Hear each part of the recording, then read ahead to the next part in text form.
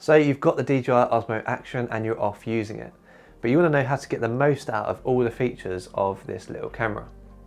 This is 5 handy tips on how to get the most out of your DJI Osmo Action.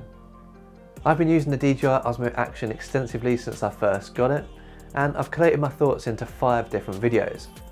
I'll be releasing one video every day this week. To see the previous videos, click the links down below in the description, and see future videos on the Osmo Action, the Osmo Pocket, or my professional videography, whack the subscribe button down below. Now let's get straight into it. Tip number 1 is to use the HDR feature if you have this camera locked off on a tripod. Now the HDR feature is really nice because it gives obviously more dynamic range and it looks great. However, Rocksteady is not available for this, so you don't get that stabilized look. So even holding it handheld, you still get a little bit of jitter sometimes, so it's not ideal. But if you've got this camera on a tripod and you're filming someone or maybe even filming yourself, I definitely recommend putting it on HDR because you get that extra bit of dynamic range at no cost. Now tip number 2 is not to neglect the slow motion. Now this camera films in 1080p at up to 240 frames per second, but it's easy to neglect that because Rocksteady is not enabled on it, so moving around with it, it can be quite shaky. But if you just let the subject do the moving and don't actually move too much with the camera, you'll be able to get some really nice slow motion shots of this. So I recommend finding a moving subject and holding the camera as still as possible, just so you get that really nice slow motion look. And if there is a bit of shake, you'll always be able to correct that in post-production using Warp Stabilizer. A quick third tip then, and that is to shoot with Dwarp off. Now, Dwarp is a really nice feature that actually corrects the lens distortions you get from having a wide angle lens. This turns the camera from a GoPro look into a professional camera look. This is great, but it does crop in a little bit, so you lose a little bit of your edges. And with Rocksteady on already, you've already got a little bit of a crop there, so you're basically double cropping. So what I recommend doing is shooting with Dwarp off and correcting this in post so you get your full image and you can kind of choose where you want the image to be. You'll also find some shots that you've done don't need the Dwarp and you'll be happy that you shot it in the wider setting.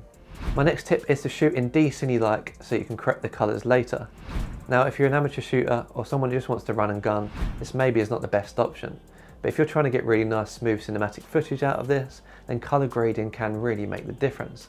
So shoot in D-Cine-like and add the colour grade you want later. Now tip 5 is use that quick switch mode, use the snapshot mode and use your custom modes. There's so many ways to use the DJI Osmo Action, but you'll soon find there's settings you're using all the time. So make sure you're setting these up as custom settings.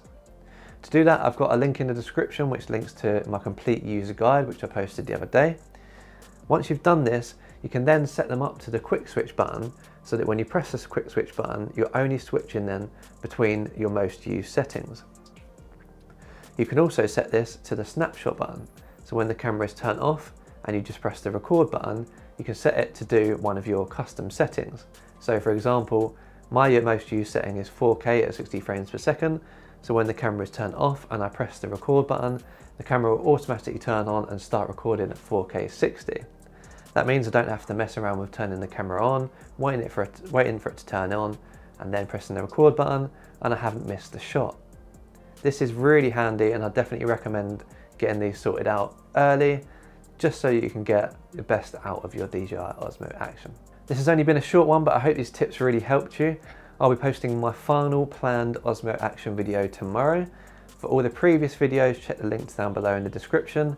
If you like this video, please give it a thumbs up, and if you loved it, subscribe down below for Osmo Action content, Osmo Pocket content, and content about my professional videography. Thanks for watching, and I'll see you in the next one.